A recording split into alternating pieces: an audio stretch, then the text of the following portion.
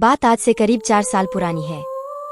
उस रात रईसगंज पुलिस चौकी इंस्पेक्टर खान के अलावा कोई भी नहीं था। बाहर जोर जोर से बिजली कड़कने के साथ साथ बहुत तेज बारिश भी हो रही थी। अंदर कुर्सी के ऊपर टांग पर टांग चढ़ाए इंस्पेक्टर खान सिगरेट के कश लिए जा रहा था और हर 2 कश के बाद बड़े अंदाज से उंगली के सहारे सिगरेट की राख को स्ट्रीम में झटक देता। वो ये सब कुछ इतने तसल्ली से कर रहा था कि जैसे कोई और यहाँ आएगा ही नहीं। अब इतनी तेज आंधी तूफान वाले बरसात में भला कोई क्यों आएगा। तभी इंस्पेक्टर खान के मोबाइल पर एक कॉल आता है। खान फोन पर, अरे जाने मन, तो आखिर इस बरसात ने तुम्हें मेरी याद दिला ही दी। हाँ, मौसम तो ठंडा हो गया है, पर ये सीने की जलन तुमसे मिलके ही कम होगी। इंस्पेक्टर खान ये बोल ही रहा था कि इतने में पुलिस चौकी में लाइट चली जाती है और वो फोन पर कहता है, खान इस बिजली को भी अभी जाना था क्या? खान, अच्छा, अब मैं रखता हूँ।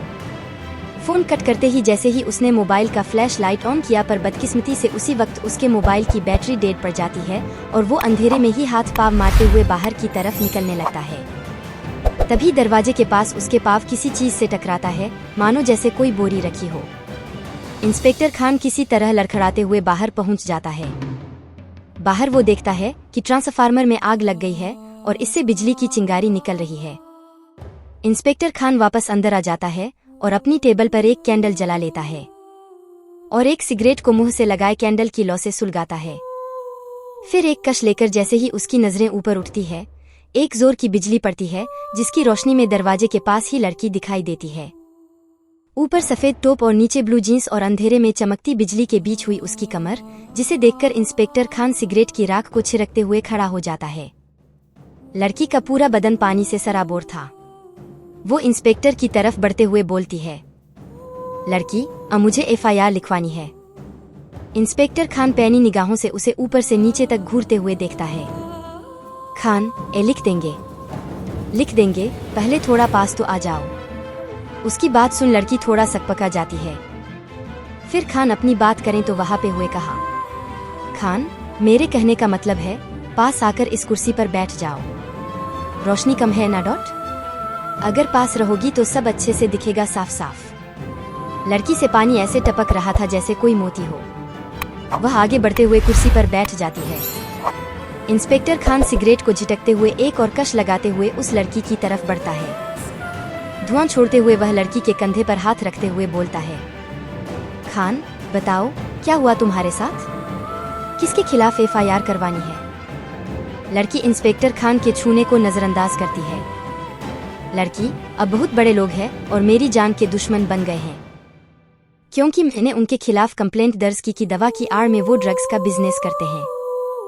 इंस्पेक्टर खान उसकी बात सुन कुछ सोचते हुए सिगरेट के 2 कश भरता है और सिगरेट को नीचे पाव से मसलते हुए कहता है, खान, अब बड़े लोगों के खिलाफ जाना मतलब बड़ी मुसीबत।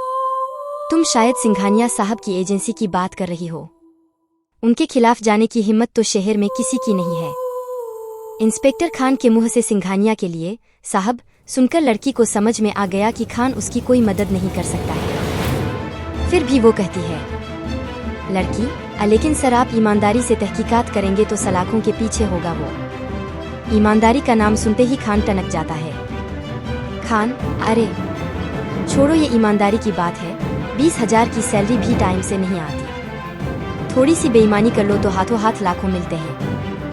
ये बताओ, तुम्हारी मदद करके मुझे क्या मिलेगा? खान की बात सुन लड़की जवाब देती है, लड़की, पर मेरे पास तो कुछ भी नहीं है आपको देने के लिए, पर मैं आपके लिए कुछ भी कर सकती हूँ जो आप चाहो, जैसा भी चाहो। लड़की की यह बात सुनकर इंस्पेक्टर खान के चेहरे पर फुटिल मुस्कान आ गई। वह मन ही मन कुछ सोचते हुए अपनी कुर्सी पर बैठ गया। उसे मालूम था कि आज नहीं तो कल सिंघानिया उसे अपने रास्ते से हटा ही देगा, तो क्यों न आज वो उस लड़की का रस चख ले। ये सब सोचते हुए इंस्पेक्टर खान एक और सिगरेट जलाता है और कश लगाते हुए रंगीन मिजाज में उस लड़की से पूछता है, खान, नाम क्या है तुम्हारा? लड़की, नायरा। लड़की का जवाब सुनते ही इंस्पेक्टर खान कहता है, खान, बताओ नायरा, क्या कर सकती हो तो मेरे लिए? खान की बात सुनते ही लड़की खड़ी हो जाती है और अपने दोनों हाथ टेबल पर रख झुकते हुए कहती है, लड़की, वही जो आप चाहते हैं।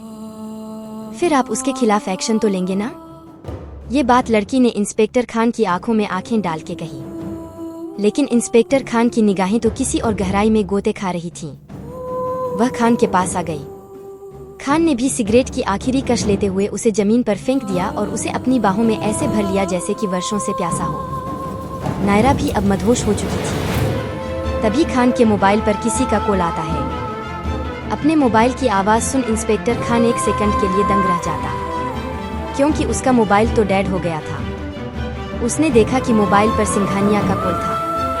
उसने नायरा को अपनी कुर्सी पर बिठा दिया और खुद थोड़ा दूर खिड़की के पास चला गया ताकि उनके बीच की बात नायरा ना सुन ले। खान फोन पर, जहाँ सिंघानिया साहब, बताइए क्या सेवा कर सकता हूँ आपकी। खान की बात सुन सिंघानिया जवाब देता है, सिंघानिया, एक लड़की को ठिकाने लगाना है। खान, अगर मैं गलत नहीं हूँ तो उसका नाम नायरा है। खान की बात सुनते ही सिंघानिया दंग हो जाता है और कहता है, सिंघानिया, हाँ भाई, पर यह बात तुम्हें कैसे पता चली। खान, अब जुर्म मुझसे कैसे छुप सकता है सिंघानिया साहब। आप चिंता ना करें, लड़की मेरे पास है।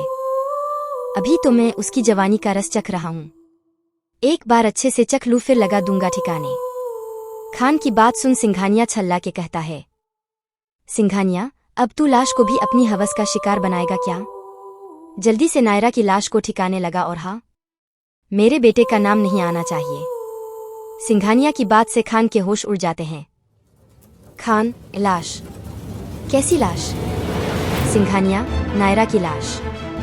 जब वो तेरे पुलिस चौकी में भाग के जा रही थी, मेरे बेटे ने पीछे से कई गोलियां दाग दी। मुझे नहीं लगता कि अब वो बची हुई होगी। देख, जाकर लाश दरवाजे के पास पड़ी होगी। काम खत्म होते ही आ जाना अपनी कीमत लेने। सिंघानिया से बात करते हुए जैसे ही वो पीछे मुड़ता है तो वहां नायरा होती ही नहीं है।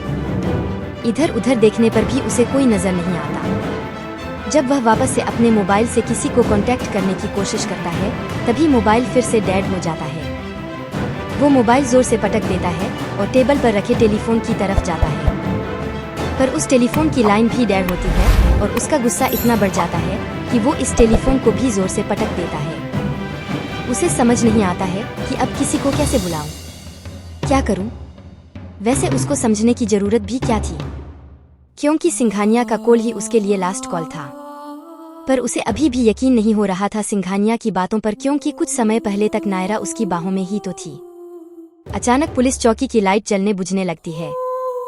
तभी खान की नजर दरवाजे के पास पड़े किसी बोरे जैसी चीज पर जाती है जिससे वो टकराया था। जैसे ही वो उसके पास पहुंचता है तो देखता है खून से सनी किसी लड़की की लाश। जैसे ही वो उसे पलटता है तो वो कोई और नहीं बल्कि नायरा की ही लाश होती है। खान नायरा को मरा देख ठंडा पड़ जाता है, फिर भी न जाने क्या देखने को लाश की तरफ बढ़ता है। तभी नायरा की लाश अपने हाथ से उसे जोर से पकड़ लेती है और अपने खूनी आंख खोलते हुए कहती है, लाश, अब तो FIR लिखेंगे ना इंस्पेक्टर खान।